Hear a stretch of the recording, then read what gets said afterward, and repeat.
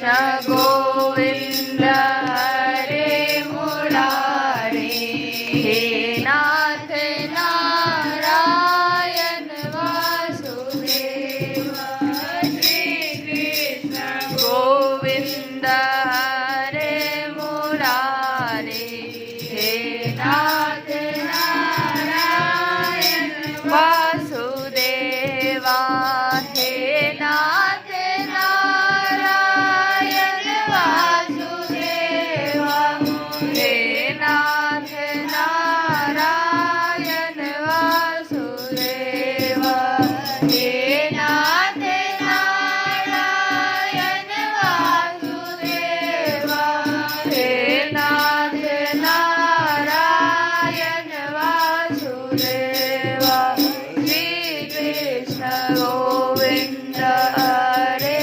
मुरारी, हे नाथ नारायण वासुदेवा, राम हरे राम, राम राम हरे हरे, हरे कृष्ण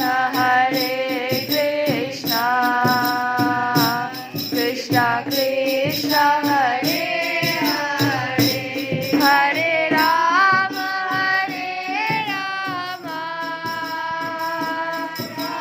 राम हरे हरे, हरे कृष्ण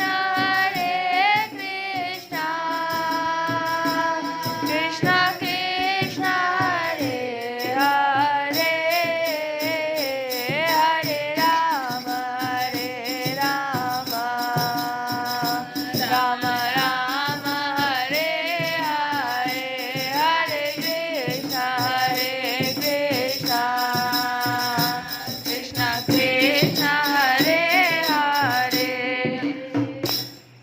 जय श्री कृष्ण। कल की कथा में हम लोग सुने कि भगवान कृष्ण अपनी फुआ के पास, कुंती फुआ के पास गए थे और कुंती फुआ ने क्या कहा, भगवान से कहा, हे कृष्ण, तुम संपूर्ण जगत के परम हितैषी सुहृद और आत्मा हो। यह अपना है और यह पराया, इस प्रकार की भ्रांति तुम्हारे अंदर नहीं है। ऐसा कुछ लोग कहते हैं कि व्याख्या समझो, कुछ लोग कहते हैं कि भगवान देवता के ही हैं, दैत्य के नहीं, भगवान दैत्य के भी हैं और देवता के भी हैं। कैसे? तो प्रहलाद किनका पुत्र था? हिरण्यकश्यप का। और भगवान ने प्रहलाद के लिए क्या नहीं किया? तो भगवान के सामने न दैत्य है और न देवता, जो उनको प्रेम से भजता है भगवान उसको अपना बना लेते। यही कुंती फुआ कह रही है कि कोई न तुम्हारा अपना है और न कोई पराया, इस प्रकार की भ्रांति तुम्हारे अंदर नहीं है। ऐसा होने पर भी श्री कृष्ण जो सदा तुम्हें स्मरण करते हैं, तो कैसे स्मरण करते हैं? तो कुंती फुआ स्मरण करके बताए, गोविंद मेरो है, गोपाल मेरो है, गोविंद मेरो है, गोपाल मेरो है, श्री बांके बिहारी नंदलाल मेरो है, श्री बांके बिहारी नंदलाल मेरो है, गोविंद मेरो है, गोपाल मेरो है, गोविंद मेरो है, गोपाल मेरो है, श्री बांके बिहारी नंदलाल मेरो है, श्री बांके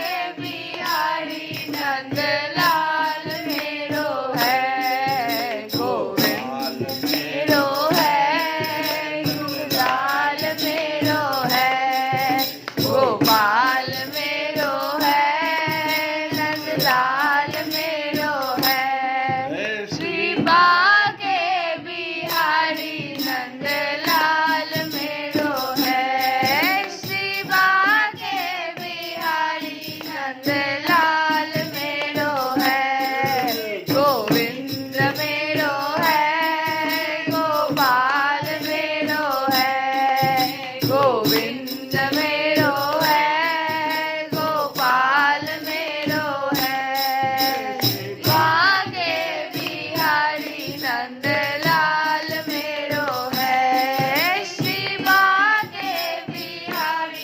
नंद लाल मेरो है। इस प्रकार से भगवान का भजन स्मरण जो करता है भगवान उसके ही रहते हैं। ऐसा कुंती जी ने कहा कि तुम्हें जो स्मरण करते हैं उनके हृदय में आकर तुम बैठ जाते हो और उनके क्लेश परंपरा को सदा के लिए मिटा देते हो।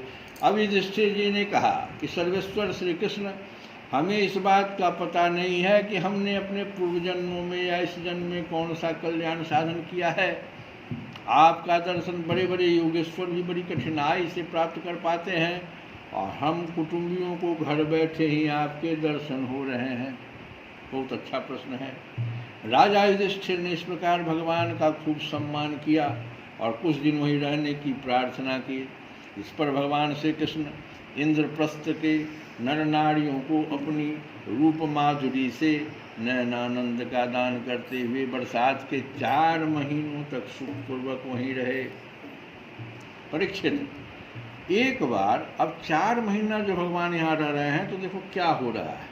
परीक्षित, एक बार वीर शिरोमणि अर्जुन ने गांडीव धनुष और अक्षय बाण वाले 2 तरकस लिए तथा भगवान श्री कृष्ण के साथ कवच पहनकर अपने उस रथ पर सवार हुए जिस पर वानर चिन्ह से चिन्हित ध्वजा लगी हुई थी। इसके बाद विपक्षी वीरों का नाश करने वाले अर्जुन उस गहन वन में शिकार खेलने गए जो बहुत से सिंह, बाघ आदि भयंकर जानवरों से भरा हुआ था। वहाँ उन्होंने बहुत से बाघ, सूअर, भैंसे, काले हरिन, शरभ, गवय, नीलापन लिए हुए भूरे रंग का एक बड़ा हिरण को कहते हैं गवय, गैंडे, हरिन, खरगोश और सल्लक, शाही आदि पशुओं पर अपने बाणों का निशाना लगाया। उनमें से जो यज्ञ के योग्य थे उन्हें सेवकगण पर्व का समय जानकर राजा युधिष्ठिर के पास ले गए। अर्जुन शिकार खेलते खेलते थक गए थे। अब वे प्यास लगने पर यमुना जी के किनारे गए। भगवान श्री कृष्ण और अर्जुन दोनों महर्षियों ने यमुना जी में हाथ पैर धोकर उनका निर्मल जल पिया और देखा कि एक परम सुंदरी कन्या वहाँ तपस्या कर रही है। उस श्रेष्ठ सुंदरी की जंघा, दांत और मुख अत्यंत सुंदर थे। अपने प्रिय मित्र श्री कृष्ण के भेजने पर अर्जुन ने उसके पास जाकर पूछा, सुंदरी, तुम कौन हो, किसकी पुत्री हो, कहाँ से आई हो और क्या करना चाहती हो? मैं ऐसा समझता हूँ कि तुम अपने योग्य पति चाह रही हो। हे कल्याणी, तुम अपनी सारी बात बतलाओ। कालिंदी ने कहा, मैं भगवान सूर्य देव की पुत्री हूँ। मैं सर्वश्रेष्ठ वरदानी भगवान विष्णु को पति के रूप में प्राप्त करना चाहती हूँ और इसीलिए यह कठोर तपस्या कर रही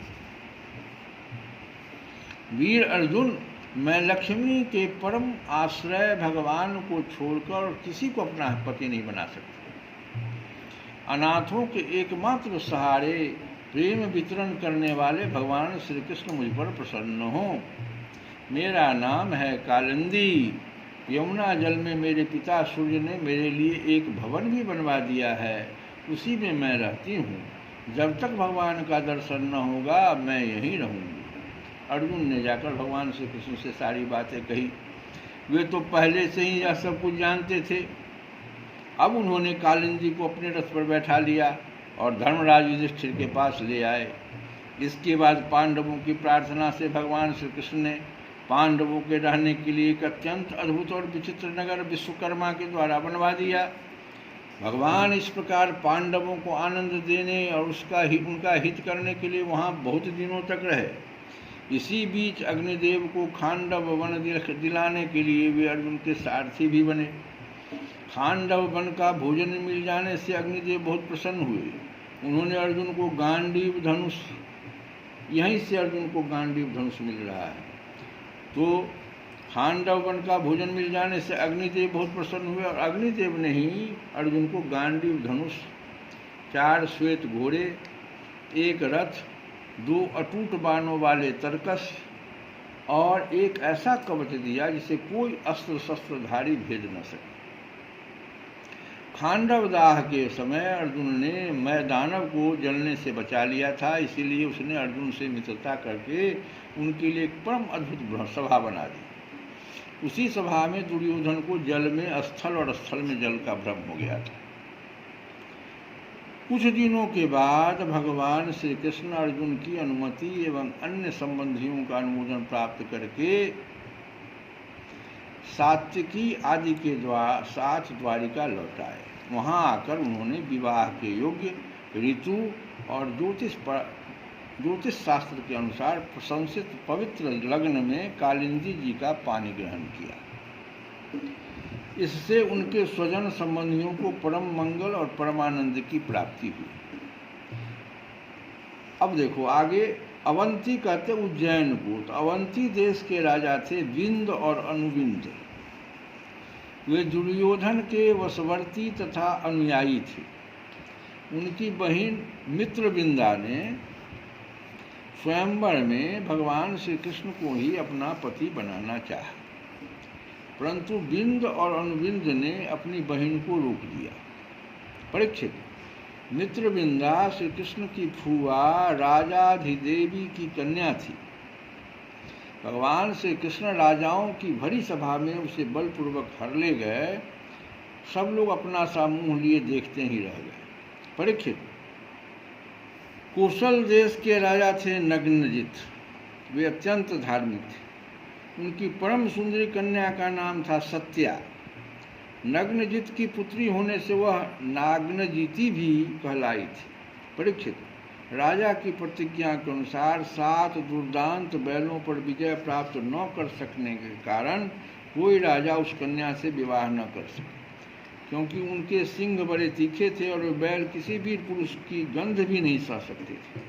जब यजवंश शिरोमणि भगवान श्री कृष्ण ने यह समाचार सुना कि जो पुरुष उन बैलों को जीत लेगा उसे ही सत्या प्राप्त होगी, तो वे बहुत बड़ी सेना लेकर कौशलपुरी बने अयोध्या पहुँचे। अयोध्या की बात है।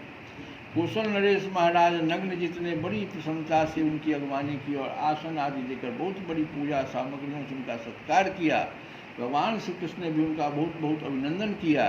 और राजा नग्नजित की कन्या सत्या ने देखा कि मेरे चिर अभिलषित रमा रमन भगवान श्री कृष्ण यहाँ पधारे हैं।